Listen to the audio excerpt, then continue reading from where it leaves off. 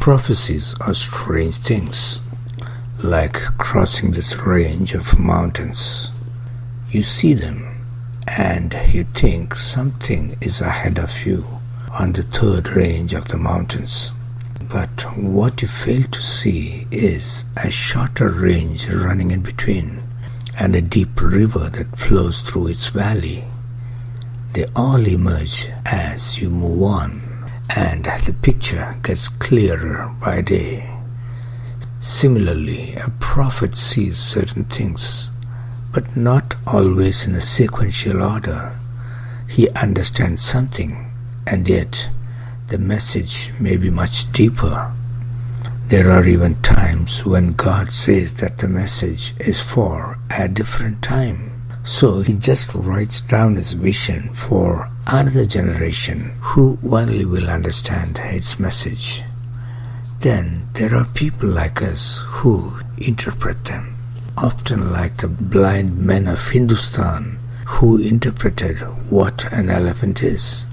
So it is not good to get dogmatic about our interpretations. With that in mind, here's my take on the future we are going to share in a nutshell. Whether we like it or not, soon there's going to be an ungodly new world order which hunts down the believers. It is a Bible prophecy.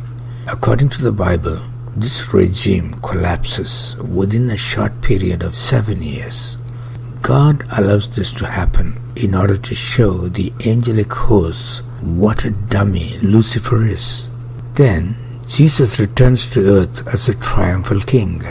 The people of the earth transition into a period of peace and plenty called the millennium, which lasts 1,000 years, where Jesus rules the nations. Now everyone sees and believes Jesus' authority. Jesus also said that when he comes, everyone in the graves will hear his voice. That is, the good and the bad dead people of the past. According to Prophet Daniel, both of these people groups resurrect, meaning come to life. Some to everlasting life, they shine like stars, and some others into shame and everlasting contempt.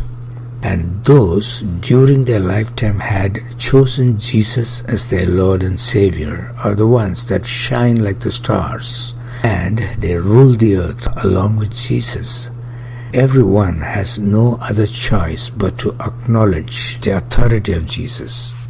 By the way, there is no devil around during this period of 1,000 years.